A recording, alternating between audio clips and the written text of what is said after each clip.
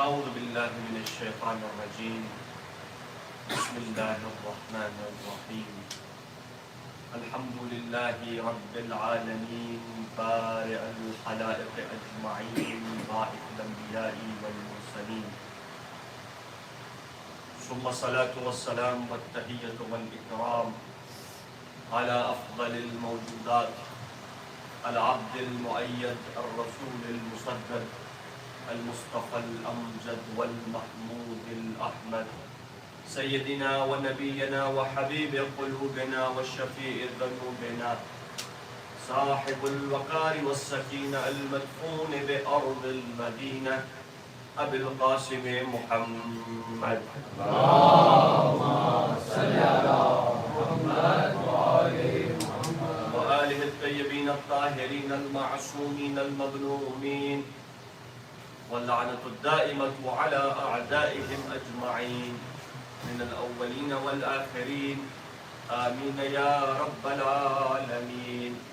فقد قال إمامنا أمير المؤمنين علي بن أبي طالب عليه السلام: يا معشر الناس سلوني قبل أن تفقدوني، سلوني عن طرق السماء فإني أعلم بها من طرق الأرض. صدق امیر المؤمنین علیہ السلام. صلوات اللہم صلی علی محمد وآل محمد. عزیز محترم،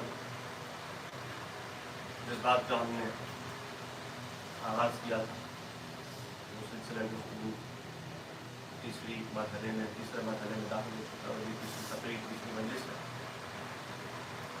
جناب امیر کی مشہور و معروف حدیث سلونی، اگر سنیں گے چند اور جملے حدیث سلونی سے متعلق. دیکھیے، اس حدیث کا تعلق خود علم امام سے ہے، اور ہماری جو بڑی کتابیں ان میں سب سے بڑی کتاب کا نام اصول کافی ہے. حدیث کی دنیا میں اصول کافی، شیخ محدث یعقوب الکلینی. جیسے اہل سنت کے یہاں صحیح بخاری ہے، ہمارے ہاں اصول کافی، اور تین اور کتابیں ہیں جو صرف شیخ اسی کی دو کتابیں ہیں، شیخ کی شیخ کلینی. اس کتاب میں پورے باب ہیں ائمہ کے علم، یعنی جو ہماری بنیادی کتاب ہے حدیث کی دنیا میں. قرآن ظاہر ہے، وحی الہی، نحو البلاغہ جو ہے وہ خطبوں کا مجموعہ ہے، خطوط ہے اور کچھ کلمات اختصار ہیں جناب امیر.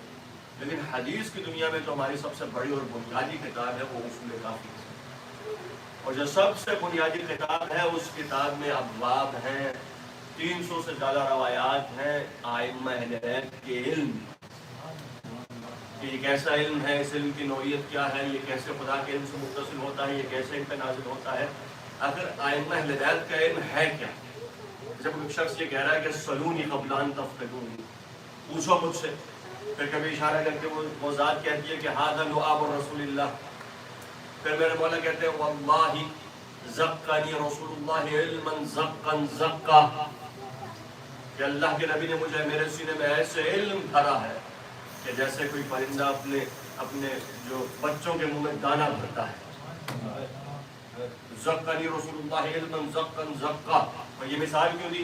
کیونکہ پرندہ جب دانہ اٹھاتا ہے تو وہ دانہ پورا دانہ منتقل کرتا ہے بچوں کے اندر، یعنی وہ اپنی چونچ سے بچوں کی چونچ کے اندر. ایسا نہیں کہ آدھا دانہ کھا لیا اور پھر آدھا دانہ جو ہے حوالے کر دیا، ان کے حوالے کر دیا. اور ہمارے مولا زقنی رسول اللہ علما زقا زقا، یعنی سارا وہ علم جو حضور کے سینے میں تھا وہ حضور نے میرے سینے میں منتقل کیا ہے. تو یہ باب ہے علم. آئیے اصول کافی سے یہ روایت ہے جس سے میں بات کا آغاز کر رہا ہوں. معصوم سے روایت ہے کہ علم امام سے متعلق اذا اراد، یعنی امام اگر ارادہ کرے کسی چیز کو، امام کسی چیز کو جاننا چاہے، پہچاننا چاہے، اذا ارادہ، جب مولا کا ارادہ ہو، کسی معصوم کا ارادہ ہو جو کسی چیز کو جاننا چاہتا ہے، علمہ، تو وہ اسے جان دیتا ہے.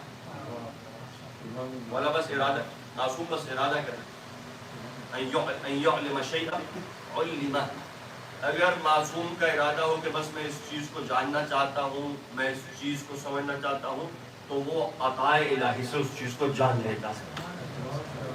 یہ علم حصولی نہیں ہے، میں عرض کر رہا ہوں، پہلی مجلس سے پہلی تقریر سے پہلا جو ہمارا سلسلہ رہا، علم حصولی یہ کہ آپ کو جد و جہد، تحقیق، ریسرچ کا دروازہ کھولنا پڑے گا، کسی استاد کے پاس جانا پڑے گا، زانو ادب طے کرنے پڑے گا، آپ بتائیے اس کا کیا معنی ہے؟ یہ علم حصولی جو آپ نے جا کے حاصل کیا، امام کا علم علم حضوری ہے، بھائی امام نے ارادہ کیا وہ چیز امام کے حضور میں آ گئی، اس چیز یعنی وہ چیز امام کے لیے روز روشن کی طرح آئی ہے، کوئی چیز معصوم کے علم سے چھپی نہیں ہے، خال پوشیدہ نہیں ہے امام کی نگاہوں، ہر چیز امام کی نگاہوں کے سامنے ہے۔ یہ ہے اصول، اور اس سے ملتی جلتی روایات ہیں۔ مثال کے طور پہ ایک اور روایت، واللہ عندنا علم الکتاب کلہ، واللہ عندنا علم الکتاب کلہ، مولا بار بار جملہ چھاٹنا پڑے گا، خدا کی قسم کہ کتاب کا کل علم حوالے محمد کے سینوں میں ہے۔ چھوٹے امام اپنے گھر سے باہر آئے، مدینے کا شہر ہے، یہ دروازے کی طرف اشارہ کیا، وما لم یخرج من هذا البیت، اور وہ جو گھر سے نہ نکلے وہ علم نہیں ہے۔ بہت چاہوں گا میں تھکے نہیں، یوں اشارہ کیا اپنے در کی طرف، جو اس گھر سے نہ نکلے وہ علم نہیں ہے۔ اب آپ اچھا سوال یہ تو پھر وہ کیا ہے؟ بھئی یہ جو کتابیں لکھی گئی ہیں، جو تحقیق ہے، یہ مختلف علماء نے، یعنی غیر دینی علماء، پروفیسرز نے جو کتابیں لکھی ہیں سائنس، تو آخر کیا ہے اگر وہ علم نہیں ہے؟ مولا نے مطلقاً جملہ ارشاد فرمایا، یہ بات طے ہے قیامت تک کے لیے، جو در آل محمد سے نہ نکلے وہ علم نہیں ہے۔ تو پھر باقی کیا رہ گیا؟ معلومات اور جانکاری ہے بس، اس کے علاوہ کچھ نہیں۔ بھئی جو در اہل بیت سے ہٹ کے ملے وہ معلومات کی حد تک تو درست ہے، جانکاری کی حد تک انفارمیشن ہے، جانکاری، لیکن وہ علم نہیں، کیونکہ العلم النور، علم در حقیقت ایک نور ہے، اور اللہ جس کے دل میں چاہے ڈال دے۔ آل محمد کے در سے علم نکلا ہے، باقی اور کوئی علم نہیں، معلومات، تحقیق، اس کی جانکاری۔ کوئی توجہ ہے یا نہیں؟ آپ ظاہر خستہ ہے اور میں بھی تھکا ہوں، لیکن جب تک آپ تھوڑا سا چلیں گے میرے ساتھ، محمد صلوات،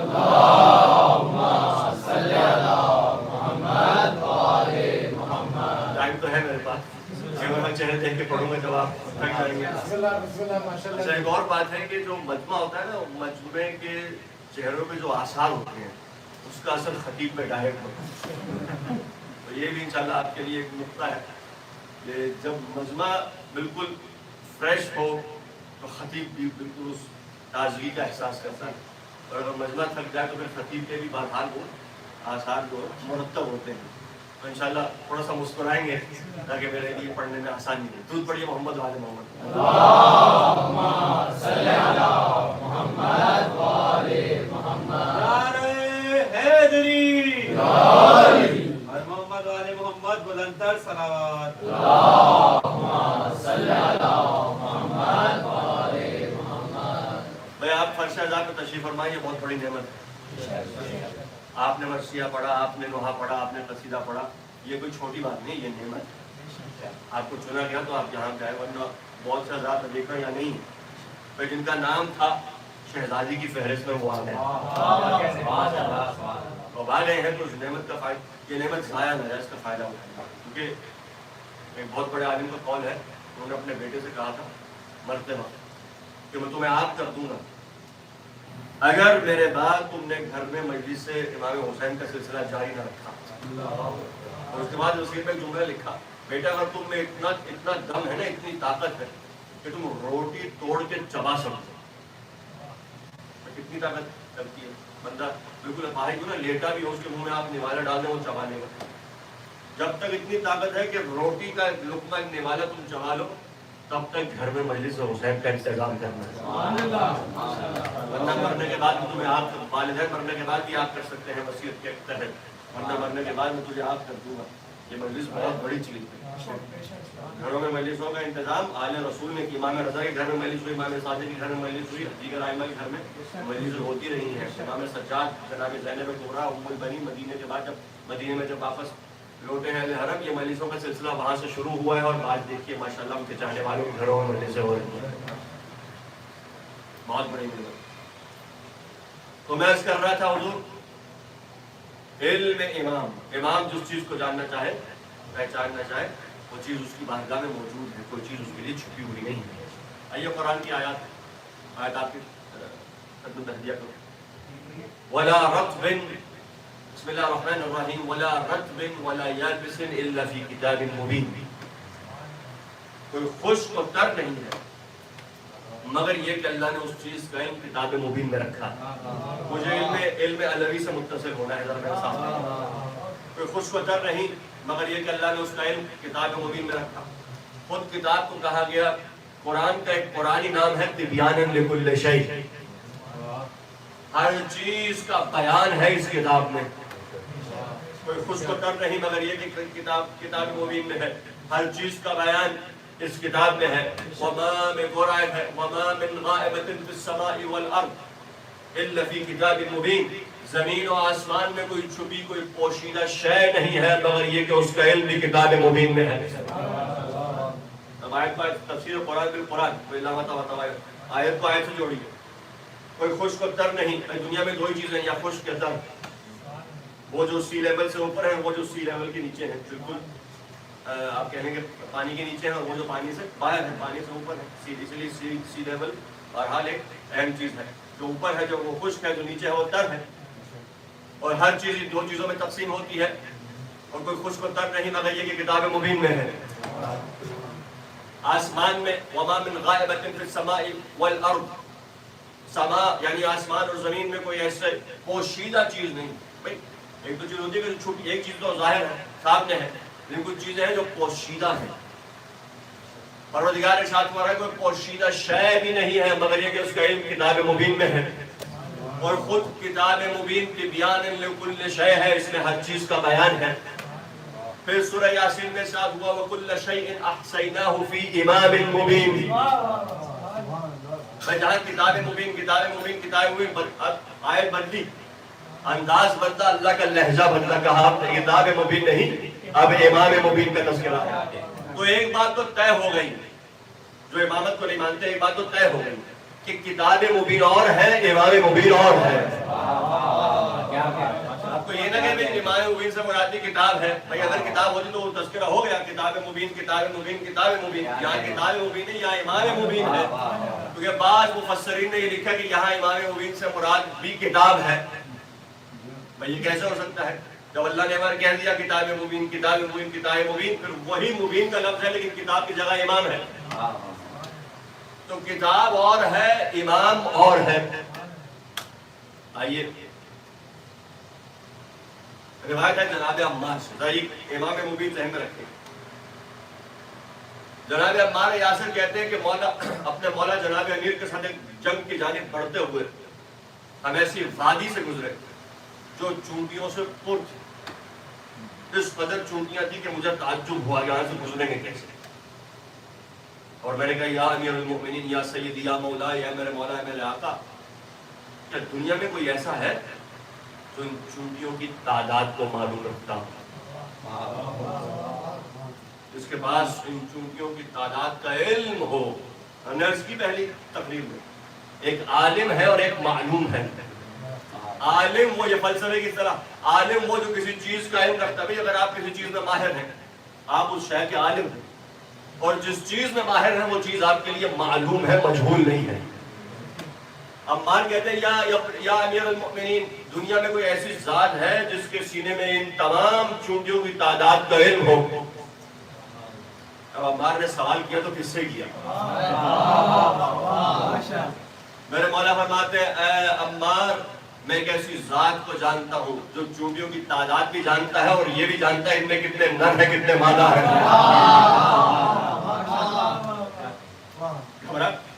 مولا وہ کون؟ عمار کہ تم نے قرآن نہیں پڑھا؟ مولا پڑھا ہے. کہ تم نے سورہ یاسین کو پڑھا ہے؟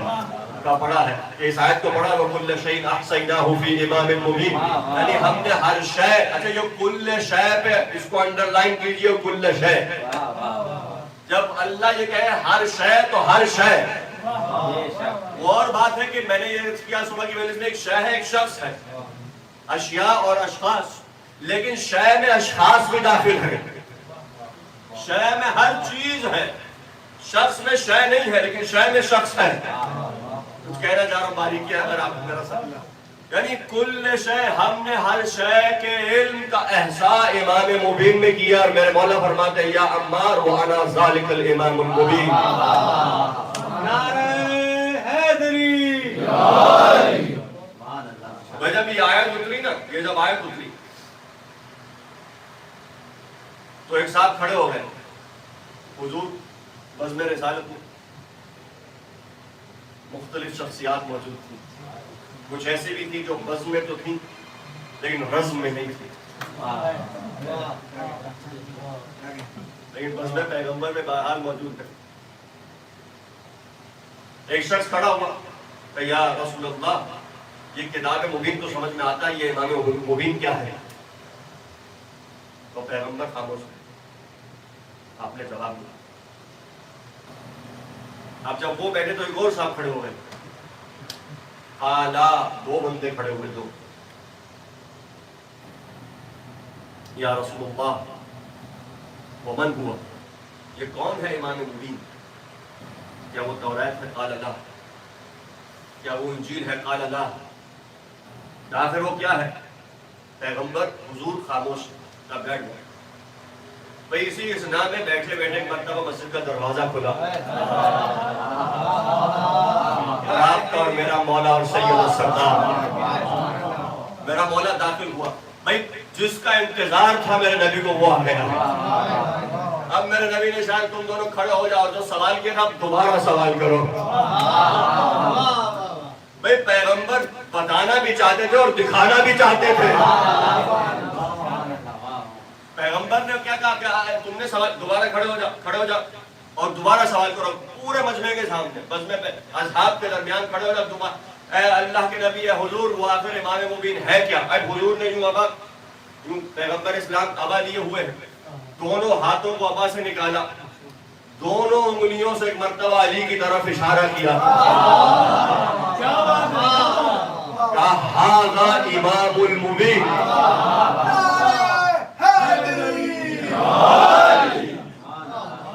عجیب بات ہے، پیغمبر سے پہلے سوال کیا جواب نہیں دیا، پھر سوال کیا پھر جواب نہیں دیا.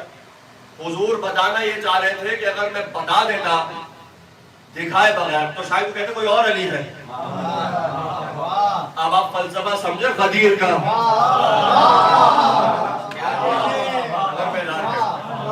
بھائی تبھی تو جو نکل گئے انہیں واپس کرو، جو رہ گئے ان کا انتظار کرو، ممبر بناؤ، ممبر پہ علی کو سوار کرو.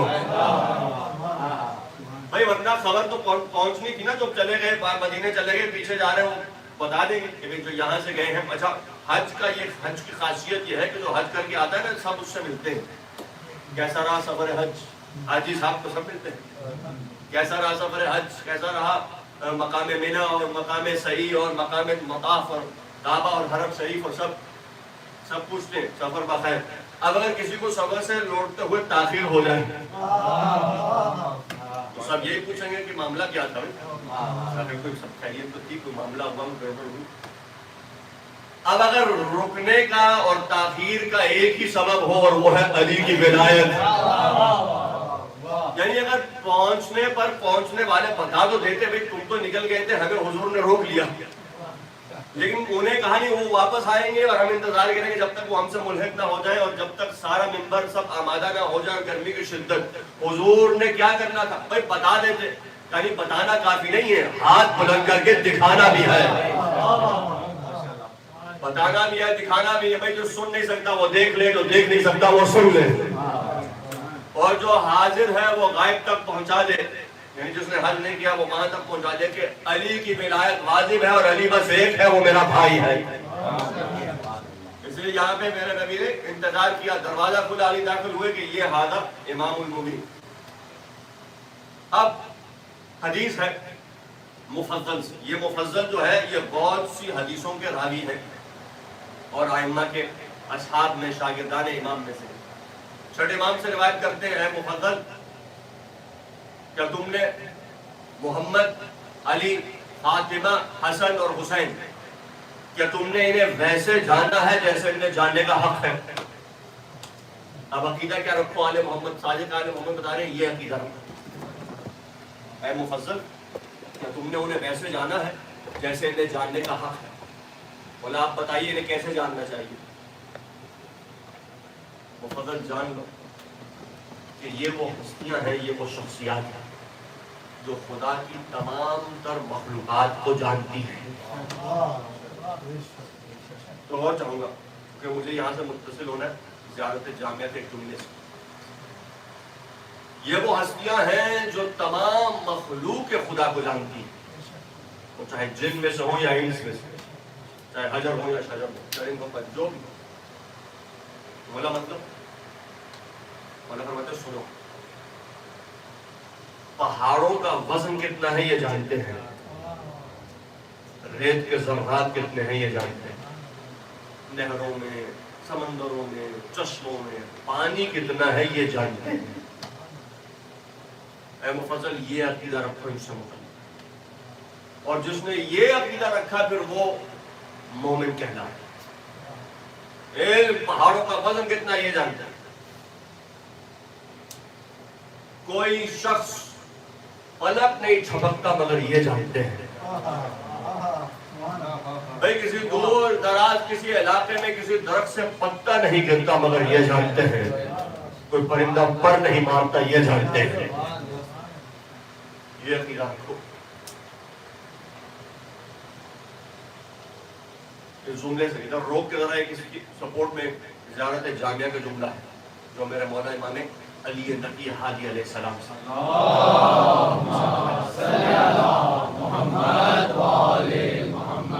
جب مولا نے سلام کیا نا آل محمد پر تو یہ جملہ استعمال کیا ہے، خزان العلم، سلام ہو آپ پر اہل بیت پیغمبر خزان العلم.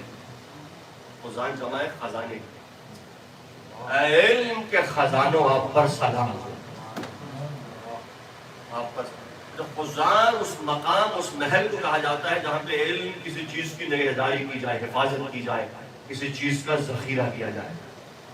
اہل بیت وہ ظرف ہے جہاں علم الہی کا ذخیرہ ہے، اور جہاں علم الہی کا ذخیرہ ہو پھر وہیں سے یہ آواز آتی ہے سلونی سلونی قبل ان تفقدونی. خزان العلم آپ پر سلام ہو. عزیز محترم اہم نقطہ ہے یہ. کیا ائمہ اہل بیت کا علم اور ان کی ولایت اس پورے ارض تک محدود ہے، یا اس کے علاوہ بھی جو دیگر ستارے ہیں، سیارے ہیں، جو پلانٹس ہیں، کیا وہاں تک بھی آل محمد کی پہنچ اور رسائی؟ سائنس کا زمانہ ہے، کتنے پلانٹس ہیں؟ مارس، مریخ ہے، جوپیٹر ہے، وینس ہے، سیچرن ہے، پلوٹو ہے، اور نہ جانے کیا کیا ستارے ہیں، خود چاند ہے، سورج ہے، خدا جانے کیا کیا ہے. کیا آل محمد کا علم اور ان کی ولایت اور ان کے اختیارات پورے عرض تک ہیں، اس زمین تک ہیں، یا اس سے باہر؟ حضور کیا ان کا راج عالم پر ہے یا عوالم پر ہے؟ ایک عالم ایک عوالم، جمع کا صیغہ عوالم.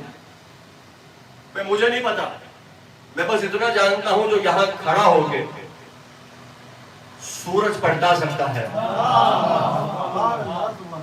یہ اس بات کی دلیل ہے کہ اس کے اختیارات کرۂ زمین سے باہر ہیں، مختلف پلانٹس ہیں، جس کے ایک حکم پہ ستارہ ٹوٹ کے حاضر ہو سکتا ہے. اختیارات کہاں تک، پہنچ کہاں تک؟ حبیب خدا کے اشارے میں اگر چاند تو نصف ہو سکتا ہے. چاند اپنا ایک سیارہ ہے، اپنا ایک پلانٹ ہے، اور اللہ کے نبی زمین. علم اور ولایت اہل بیت کی پہنچ وہاں وہاں ہے جہاں جہاں عالمین ہے، کیونکہ اللہ رب العالمین ہے اور میرا نبی رحمت للعالمین ہے۔ اس کی رحمت ہر جگہ ہے، عالمین تک اس کی رحمت، یعنی یہ اس کی ولایت ہے، اس نبی کی ولایت، اس نبی کی حاکمیت، اس نبی کا علم ہر اس مکان تک ہے جہاں اللہ کی ربوبیت ہے، اور جہاں رسول کی رحمت اور نبوت ہے وہاں جناب امیر کی امامت اور ولایت ہے۔ نعرہ حیدری، مولا نے سلام بھیجا، السلام علیکم یا خزان العلم، سلام ہو آپ پر علم کے خزانے۔ کوئی ایسی چیز نہیں جو ان کی نگاہوں کے سامنے نہ ہو۔ اللہ نے ابراہیم کو دکھایا زمین و آسمان، قرآن ہے وَكَذَلِكَ نُورِيَ إِبْرَاهِيمَ مَلَكُوتُ السَّمَاوَاتِ وَالْأَرْضِ لِيَكُونَ مِنَ الْمُوقِنِينَ۔ قرآن کی آیت ہے کہ ہم نے جناب ابراہیم علیہ السلام کو ملکوت، زمین، آسمان، ان سب چیزوں کا مشاہدہ کروایا، لِيَكُونُ مِنَ الْمُوقِنِينَ، تاکہ یہ یقین والوں میں سے ہو جائے۔ یعنی اب اتنی گنجائش تھی کہ ابراہیم کو دکھایا جائے اور ان کے یقین میں اضافہ ہو جائے، لیکن پوری تاریخ میں کہیں نہیں ملتا کہ علی کو بھی زمین و آسمان دکھایا گیا ہو۔ قرآن ہے، قرآن مجید کی آیات ہے، وَكَذَلِكَ نُورِيَ إِبْرَاهِيمَ مَلَكُوتُ السَّمَاوَاتِ وَالْأَرْضِ لِيَكُونَ مِنَ الْمُوقِنِينَ۔ ہم نے، اور خود حضرت ابراہیم نے کہا پروردگار تو مردوں کو کیسے زندہ کرتا ہے؟ اللہ نے کہا اولم تؤمن، کیا تم ایمان نہیں رکھتے؟ قال بلا ولكن ليطمئن قلبي، میں ایمان رکھتا ہوں لیکن اطمینان قلب چاہتا ہوں، یقین حاصل کرنا چاہتا ہوں۔ تو ابراہیم نے مردوں کو زندہ ہوتے بھی دیکھا، ابراہیم نے زمین و آسمان کے جو ملکوت کے جو پردے حجابات ہیں وہ ہٹا دیے گئے تاکہ ابراہیم نے ان کا بھی مشاہدہ کیا، تاکہ ابراہیم کے یقین میں اضافہ ہو جائے۔ بھئی علی ابن ابی طالب کے لیے نہ زمین کو کھولا گیا، نہ آسمانوں کے راز فاش کیے گئے، نہ علی معراج پہ گئے، لیکن اس کے باوجود جو راز اللہ کا ہے وہ علی کی نگاہوں کے سامنے تھا۔ اسی لیے میرے مولا کے ایک ناموں میں سے نام ہے سر اللہ، اللہ کا راز۔ ایسے راز یا خدا جانے، یا اس کا حبیب جانے، یا محمد کا نفس علی ابن ابی طالب جانے۔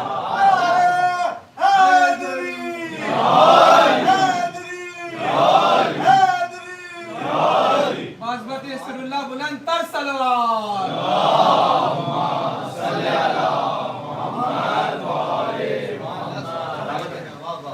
بس احمد زیادہ احمد مختصر، بھئی کہیں نہیں ملتا کہ جناب امیر المومنین کے لیے ایسا کچھ ملتا ہو کہ اللہ نے دکھایا اور علی کے یقین میں اضافہ ہوا، اللہ نے بتایا علی کے ایمان میں اضافہ ہوا، پر جس کے سجدے میں ایمان تقسیم ہو رہا تھا۔ اگر کوئی مومن ہے تو اسے اس بات پہ فخر ہے کہ میں مطیع ہوں امیر المومنین کا۔ ایمان، جتنے ایمان کے حصے ہیں، جتنے عقل کے حصے ہیں، جتنے علم کے حصے ہیں، ایک حصے دنیا پہ تقسیم ہوا ہے، 9 حصے جناب علی ابن ابی طالب کے حصے میں آئے ہیں۔ روایت ہے سب، یعنی تمام تر کمالات اگر 10 حصوں میں ہیں، ایک حصے سے اللہ نے کل کائنات کو خلق کیا، اول زمان سے لے کے آخر الزمان تک، اور باقی 9 حصے کمال کے علی ابن ابی طالب کے حصے میں آئے ہیں۔ تو جب میرا علی ایسا ہے تو میرا نبی کیسا ہوگا؟ جن کو کہا گیا عقل اول، نور اول، خلقت اول، صادر اول ہے پیغمبر اسلام۔ بس احمد تمام کروں، وَكَذَلِكَ نُورِيَ إِبْرَاهِيمَ، ابراہیم نے کہا پروردگار نے کیسے زندہ کرتا ہے؟ آواز آئی فَخُذْ أَرْبَعَةَ مِنَ الطَّيْرِ، اے ابراہیم 4 پرندوں کو لیجیے، انہیں اپنے آپ سے مانوس کیجیے، جب آپ سے مانوس ہو جائیں انہیں ذبح کیجیے اور انہیں ان کا گوشت مخلوط کر کے مکس کر کے اسے آپ پہاڑوں پہ تقسیم کریں، پھر آپ انہیں آواز دیں گے، آپ کی آواز پہ یہ اٹھائیں گے۔ ابراہیم نے وہی کیا جو حکم پروردگار، جناب ابراہیم نے آواز دی، یہ پرندے اڑتے ہوئے جناب ابراہیم کی خدمت میں حاضر ہو گئے۔ تو ابراہیم نے پرندے زندہ کیے یا نہیں؟ قرآن ہے۔ چلے ابراہیم علیہ السلام کو آپ چھوڑ، عیسیٰ نے مردوں کو زندہ کیا یا نہیں؟ بھائی حرف اسماء اللہ، اسم اعظم جسے کہتے ہیں نا، 73 حروف ہیں، ان میں سے 25 جناب آدم کے حصے میں آتے، 25 جناب نوح علیہ السلام کے حصے میں آتے، 8 جناب ابراہیم کے حصے میں، 4 جناب موسیٰ کے حصے میں، وحرفین 2 جناب عیسیٰ علیہ السلام کے حصے میں۔ تو سب سے کم کس کے ہوئے؟ اور مردوں کو کس نے زندہ کیا؟ کچھ کہنا چاہ رہا ہوں، سب سے کم کس کے حصے؟ عیسیٰ۔ اور جو مردوں کو زندہ کرے، بیماروں کو شفا عطا، جو قوت کلام نہیں رکھتے انہیں قوت کلام، جو قوت بصارت نہیں، قوت شنوائی نہیں، انہیں ان تمام تر قوتوں سے جو نواز رہے ہیں وہ جناب حضرت عیسیٰ علیہ السلام۔ پیغمبر کو کتنے ملے؟ 73 میں سے 72 حروف۔ اب جو حروف اسم اعظم کے میرے نبی کے سینے میں تھے وہ اب میرے علی کے سینے میں ہے۔ تو جو 2 حرفوں والا مردوں کو زندہ کر سکتا ہے، تو میرا علی جس کے سینے میں 72 حروف ہے، علی کی ٹھوکر سے کوئی مردہ کیسے نہ کھڑا ہو جائے؟ بھائی آئیے دلیل دیتا ہوں، رحمت تمام کتاب کا نام ہے حدیقۃ الشیعہ، مرحوم فقیہ مقدس اردبیلی کی کتاب ہے، کوفے کا شہر ہے، منبر سلونی ہے، علی منبر پر تشریف فرما ہے، ایک مرتبہ دروازہ کھلا، ایک عرب قبیلے کا کافر داخل ہوا، کافر تھا، غیر مسلم داخل ہوا، دور سے آیا ہے، عراق، سرزمین عراق، آخری روایت اگر اجازت دیں گے، نہیں جانتا تھا مولا، مسلمان بھی نہیں تھا، یہ داخل ہوا، ہاتھ میں ایسے رسی ہے، رسی سے ایک تابوت بندھا ہوا ہے، تابوت کو کھینچتا ہوا مسجد کوفہ میں داخل ہو گیا اور کہنے لگا کہ تم میں سے کون ہے جس کی ولادت حرم اللہ میں ہوئی ہے؟ کون ہے تم میں سے جو حرم میں، جو کعبے میں پیدا ہوا؟ بھائی کافر تھا، کافر بھی کعبے کو جانتے تھے، کافروں کے بت ایک زمانے تک کعبے میں تھے، جو مرکز توحید تھا وہ مرکز بت پرستی بنا جب تک امام کعبہ نے صفائی نہیں کی۔ کچھ کہنا چاہ رہا ہوں، میں اتنا جانتا تھا کہ کوئی عرب میں ہے جو کعبے کے اندر پیدا ہوا ہے، اسے اتنا پتا تھا کون ہے جو کعبے کے اندر پیدا ہوا ہے۔ میرے مولا نے دیکھا علی خاموش، علی نے کچھ نہیں، تو اس نے کہا بھائی تم میں سے کون ہے جو محمد کا وصی ہے؟ تم میں سے کون ہے جو عرب کا سید و سردار ہے؟ یعنی فضائل پہ فضائل پڑھی جا رہے ہیں، میرے مولا سنی جا رہے ہیں۔ پتہ یہ چلا اگر کوئی کافر علی کے فضائل پڑھ لے اور اگر کوئی مسلمان علی کے فضائل کا منکر ہو جائے تو پھر ایسا کافر بہتر ہے۔ اور نہیں کیا آپ نے،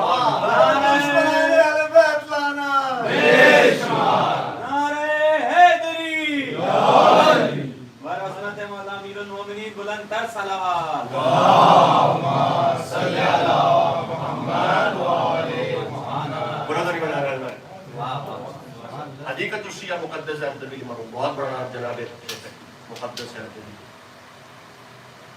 کہ کون ہے جو کعبے میں پیدا ہوا، کون ہے جو محمد مصطفیٰ کا وصی ہے، کون ہے جو عرب میں سب سے شریف ہے، کون ہے جو سب سے بہترین خاندان سے ہے، کون ہے جو عرب کا سید و سردار ہے، کون ہے جو عرب میں سب سے زیادہ باکمال ہے۔ بھائی شرافت تھی تو در علی پہ آ گیا۔ بس اب میرے مولا نے کہا تمہیں کیا چاہیے؟ یہ نہیں کہا کہ میں ہوں، کہا بتا تجھے کیا چاہیے؟ کہا ہمیں علی سے ملنا ہے۔ کہا کیوں؟ کیونکہ ہمارے درمیان، ہمارے قبیلے میں جنگ ہونے والی ہے، یہ مقتول جسے میں ساتھ لایا ہوں یہ ہمارے قبیلے کا لڑکا تھا، رات میں کسی نے اس کا قتل کر دیا ہے، اب قبیلے میں اختلاف ہو گیا کہ اس کا قاتل کون ہے، اور قریب ہے کہ خون ریزی ہو جائے، تلواریں چل جائیں اور سب قتل و غارت ہو، اور میں بہت بڑے قبیلے سے ہوں، ہمارے قبیلے کے اتنے گھر ہیں، اب نہ جانے کتنے ہزار گھر ہیں، اگر آج علی نے فیصلہ کر دیا اور ہمیں پتہ چل گیا کہ اس مقتول کا قاتل کون ہے، فیصلہ ہو گیا، تو میں گواہی دیتا ہوں کہ میں اور میرا سارا قبیلہ علی کے ہاتھوں میں مسلمان ہو جائے گا۔ اور اگر آج علی نے فیصلہ نہ کیا تو ہم واپس جائیں گے، تلواریں چلیں گی، اور جو خون رے جو قتل و غارت ہوگی اس کے ذمہ دار بھی علی ہوں گے۔ بس اب اتنا سننا تھا کہ جناب میثم تمار بھی ہیں، جناب قمبر بھی ہے، اسبغ بن نباتہ بھی ہے، میرے مولا کے جو کوفی اصحاب ہیں وہ سب موجود ہیں، اور اس میں خوارج بھی ہیں، منافقین بھی ہیں، فضائل علی اور مقامات علی کا انکار کرنے والے بھی موجود ہیں۔ میرے مولا نے آواز دی قریب آ جا، مجھے مجھ سے کام ہے قریب آ۔ بھائی یہ تابوت پھیلتا ہوا قریب آیا، پوچھا کتنے دن کا مقتول ہے، کہا 40 دن ہو چکے۔ میرے مولا نے میثم تمار کو آواز دیا، میثم جاؤ اپنے اونٹ پہ سوار ہو جاؤ اور کوفے کی گلی گلی میں جا کے اعلان کرو، آج اگر کسی نے ابو طالب کے لال کے ہاتھوں معجزہ دیکھنا ہے تو مسجد میں جمع ہو جاؤ۔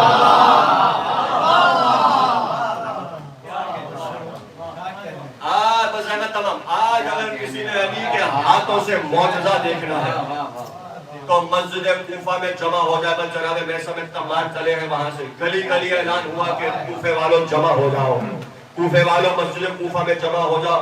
یہاں اعلان ہوا کہ جمع غفیر ہے مسجد کوفہ میں، لوگوں کا رش ہے کہ آخر علی کیا کریں گے۔ بھائی قضیہ جو ہے وہ خبر پھیل چکی کہ یوں شخص آیا ہے اور اس نے یوں تقاضا کیا ہے کہ علی بتائیں۔ بس میرے مولا امیر المومنین سب جمع ہوئے، مسجد بھری ہے۔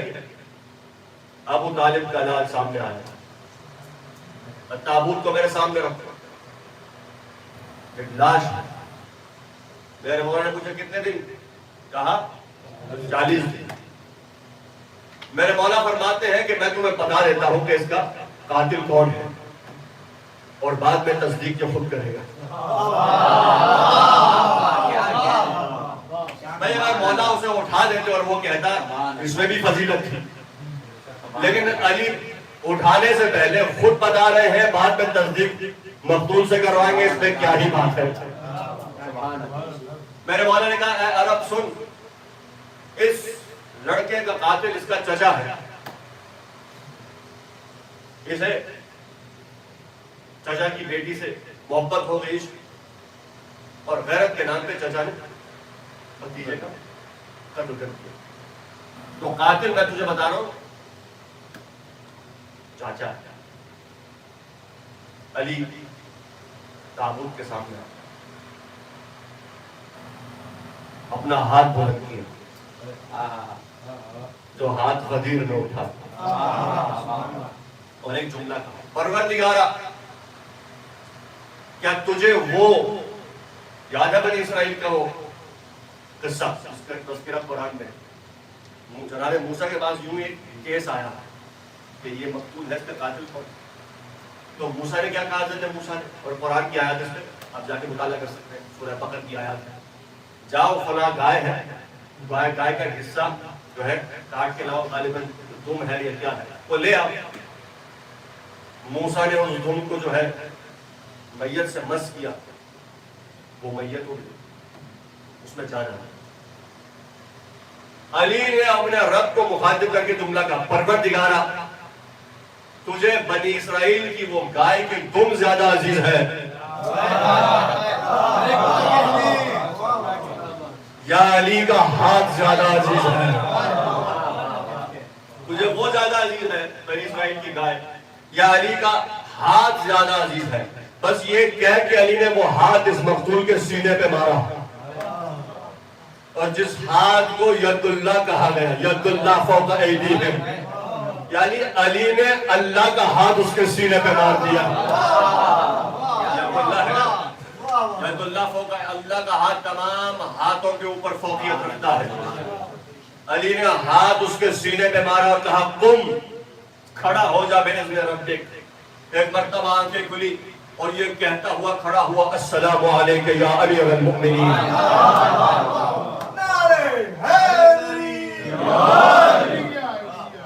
کھڑا ہو جا، تجھے علی کا حکم ہے۔ مجھے حجت خدا کا حکم ہے. آنکھیں کھلی اور سب سے پہلے کہتے السلام علیک یا امیر المؤمنین. اے میرے آقا، اے میرے مولا، اے مرشد، آپ پر سلام ہو. میرے مولا کہتے ہیں وعلیک السلام، بتا انہیں تیرا قاتل کون ہے. کہا مولا جو بات آپ نے کہی ہے وہی حق ہے. میرا قاتل میرا چچا ہے. پر اتنا سننا تھا. اب وہ جو عرب کھڑا تھا، وہ جو تابوت اس کا ساتھ اس کا غلام بھی آیا تھا، اب بس اس نے یہ دیکھا ایک مرتبہ مولا کے قدموں میں گر گیا. کہ مولا کچھ بھی ہو جائے میں واپس نہیں جاؤں گا. جو کہتا تھا میرا قبیلہ جو ہے مسلمان ہو جائے گا، کہتا مولا اب میں واپس نہیں جاؤں گا، میں آپ کی خدمت کرنا چاہتا ہوں، اب میں یہی رہنا چاہتا ہوں. ہاں میرا جو غلام ہے میں اسے واپس بھیجتا ہوں، یہ جا کے آپ کی تبلیغ کرے گا. وہ قبیلہ مسلمان ہو گیا. اور وہ جو زندہ ہوا تھا وہ بھی کہتا ہے مولا اب میں بھی واپس نہیں جاؤں گا. یہ دو شخصیات علی کے ہاتھوں میں مسلمان ہوئی. جنگ صفین میں علی علیہ السلام کے ساتھ لڑتے لڑتے شہید ہو گئے. یہ دو شخصیات جو ہیں علی کے ہاتھوں میں مسلمان ہوئے. جنگ صفین میں میرے مولا علی کے شانہ بشانہ جنگ کی راہ خدا میں جہاد کیا اور وہاں پہ یہ دونوں شہید ہوئے. ان کا قبیلہ مسلمان ہوا. اب جس بات کے لیے زحمت دی اور یہیں پہ مجلس ختم ہو گئی.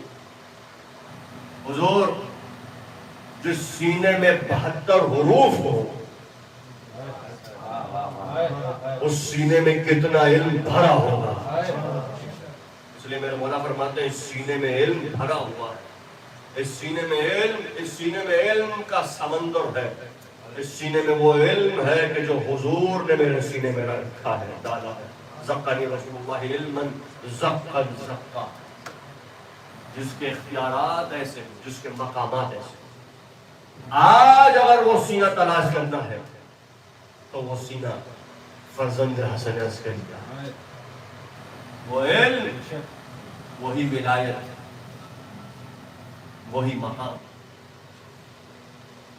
حضرت حجت. جو ولایت میرے مولا کی ہے نا وہی حضرت حجت. من شک فی ولایتی، میرے مولا امیر المومنین کا جملہ ہے، من شک فی ولایتی شک فی ایمانی. جس نے میری ولایت میں شک کیا اس نے در حقیقت اپنے ایمان پہ شک کیا، میری ولایت پہ شک نہیں کیا. بھئی جسے اللہ ولایت دے اس کی ولایت پہ شک ہو ہی نہیں سکتا. مولا فرماتے ہیں یہ جیسے دو انگلیاں جڑی ہوئی ہیں ایسے میری اور اللہ کی ولایت متصل ہے. یہ ولایت اللہ کی، یہ ولایت علی ابن ابی طالب. من شک فی ولایت، جس نے میری ولایت پہ شک کیا اس نے اللہ کی، اس نے اپنے ایمان پہ شک کیا. اور جس نے میری ولایت پہ اقرار کیا اس نے اللہ کی توحید کا اقرار کیا. حضرت حجت کا مقام بھی یہی ہے، فرزند امام حسن عسکری. جس نے امام زمانہ کا اقرار کیا اس نے خدا کی توحید کا اقرار کیا. جس نے امام زمانہ کا انکار کیا اس نے اپنے ایمان کا انکار کیا. بس عزیزو، امام حسن عسکری علیہ السلام، ان کے فرزند امام حضرت حجت، دونوں نے اپنے دادا حسین کو یاد کیا. حسن عسکری میرے مولا کی مشہور و معروف حدیث ہے، اس وقت متوکل کا زمانہ، خلفائے بنی عباس کا زمانہ، جب امام حسین سے متعلق بات کرنا تک آسان نہیں تھا. اس وقت امام حسن عسکری ارشاد فرماتے ہیں کہ مومن کی علامتوں میں سے ایک علامت کربلا کی زیارت ہے. مومن کی علامت میں سے ایک علامت زیارت اربعین. حسن عسکری نے اس وقت بھی اپنے دادا کو یاد کیا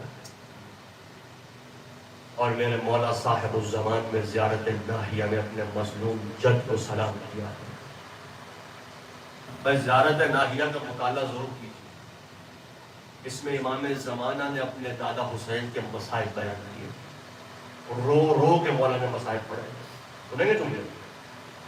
السلام علی المظلوم بلا ناصر. سلام ہو میرے مظلوم دادا حسین پر جس کا کوئی مددگار نہ تھا. اس وقت کو یاد کیا میرے مولا. امام مہدی علیہ السلام نے جب مقتل میں کوئی نہ رہا، حسین نے دائیں اور بائیں ایک مرتبہ دیکھا. جب لاشیں ہی لاشیں دکھائی دی نا اس وقت میرے مولا حسین نے یہ آواز بلند کی، حل من ناصر ینصرنا، کوئی ہے جو ہماری مدد کو آئے۔ اور جب کسی نے آواز نہیں دی نا، مولا نے پھر آواز بلند کی، کوئی ہے جو ہمارا ساتھ دینے والا ہو، پھر کسی نے آواز نہیں دی۔ اب جب تیسری بار جب مولا نے آواز بلند کی نا، مولا نے جملہ بدل دیا۔ کیا کہا میرے مولا نے؟ حل من قاب یصب عن حرم رسول اللہ، کوئی ہے جو نبی ذاتیوں کی مدد کو آئے، کوئی ہے جو زینب اور ام کلثوم کی مدد کرنے والا ہو۔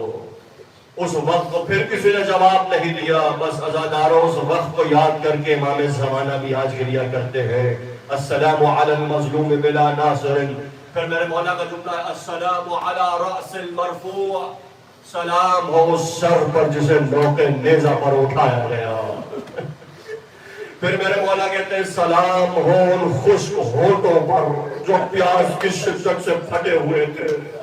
پھر میرے مولا کا جملہ ہے، سلام ہو اس سینے پر جو گھوڑوں کی ٹانپوں سے دبا ہوا تھا۔ اجرکم علی اللہ یا شیعۃ آل محمد، اے آل محمد کے شیعو، خدا تمہیں اجر دے۔ میرا مولا کیسے مصائب پڑھتا ہے۔ میرے ایک عجیب جملہ ہے مولا کے زیارت ناہیہ میں، میرا مولا کہتا ہے، اے دادا حسین، میں مہدی صبح و شام آپ پہ گریا کروں گا، صباحا و مساء، صبح و شام میں آپ پہ گریا کروں گا۔ کیسا گریا؟ میرے مولا فرماتے ہیں، اے آقا حسین، اے دادا حسین، میں آپ کی مظلومیت پہ خون آنسو بہاؤں گا۔ ایک عالم کہتے ہیں، میں نے خواب دیکھا، خواب میں حضرت حجت کی زیارت ہوئی۔ میں نے دست ادب جوڑ کے امام کے سامنے میں نے زانو ادب طے کر کے سوال کیا، مولا یہ بتائیے، میں زیارت ناہیہ پڑھتا ہوں، اس میں اتنے مصائب آپ نے پڑھے ہیں، اس میں اس قدر مصائب آپ کو، شہداء کے نام آپ نے لیے ہیں مولا، لیکن میری سمجھ میں نہیں آتا آخر وہ کون سی مصیبت ہے جسے آپ نے جس نے آپ کو مجبور کیا ہے کہ آپ خون کے آنسو گریا کریں۔ مولا بتائیے، کیا وہ قاسم کا پامال لاشا تھا جس کے نتیجے میں آپ خون کے آنسو بہاتے ہیں؟ میرے مولا کہتے ہیں کہ قاسم کی شہادت بہت بڑی شہادت تھی، لیکن اس پہ ہم نے خون کے آنسو نہیں بہائے۔ پھر یہ ذاکر کہتا ہے کہ میں نے مولا سے پوچھا، مولا بتائیے، کیا وہ عباس کے شان قلم ہونا ہے کہ جس پہ آپ نے خون کے آنسو بہائے؟ میرے مولا کہتے ہیں، عباس کی شہادت نے ہماری کمر توڑ دی، لیکن اس میں بھی ہم نے خون کا آنسو نہیں بہائے۔ پھر کہتا ہے کہ مولا بتائیے، کیا وہ علی اکبر کا زخمی سینہ تھا کہ جس پہ آپ نے گریا کیا کہ علی اکبر کی شہادت نے آنکھوں کا نور چھین لیا، لیکن اس میں بھی ہم نے خون کے آنسو؟ کہا، مولا کیا وہ آپ کے دادا حسین کا گھوڑے کی زین سے زمین پہ آ جانا تھا؟ بھئی اس وقت اب میرے مولا کہتے ہیں کہ حسین کی شہادت سے بڑی کوئی شہادت نہیں ہے، عاشور کے دن سے بڑا کوئی دن نہیں ہے، لیکن اس کے باوجود ہم نے حسین پہ خون کے آنسو نہیں بہائے۔ بس اب اس نے دست ادب جوڑ کے کہا، مولا پھر آپ بتائیے وہ کون سی مصیبت ہے؟ بھئی اب سنیں گے مسائب کربلا امام زمانہ کی زبانی۔ میرا مولا کیا کہتا ہے، کس چیز نے آپ کو مجبور کیا؟ آخر یہ خون کے آنسو کیوں ہے؟ بس اب امام زمانہ نے رو کے کہا، اے شیخ، جس چیز نے مجھے خون کے آنسو رلایا ہے وہ میری پھوپھی زینب کی اسیری ہے۔ اے شیخ، جس چیز نے مجھے خون کے آنسو رونے پہ مجبور کیا ہے وہ زینب کے ہاتھوں کو پسے گردن باندھا جانا۔ میں کہوں، آخری جملہ میں کہوں گا، مولا آپ پر سلام ہو، آپ بس یاد کر کے روتے ہیں، لیکن جب زینب کے ہاتھوں کو باندھا جا رہا تھا، جب زینب کو بازاروں اور درباروں میں گھسیٹا جا رہا تھا، اس وقت سجاد کی آنکھیں دیکھ رہی تھی۔ شاید اسی لیے مولا سجاد یہ کہہ کے روتے تھے، ہر شام کا بازار، ہر شام کا دربار، ہر شام کی مصیبتیں۔ الا لعنت اللہ علی القوم الظالمین وسيعلم الذين ظلموا أي منقلب ينقلبون والعاقبة للمتقين. إنا لله وَإِنَّا إِلَيْهِ رَاجِعُونَ. ماتم حسین.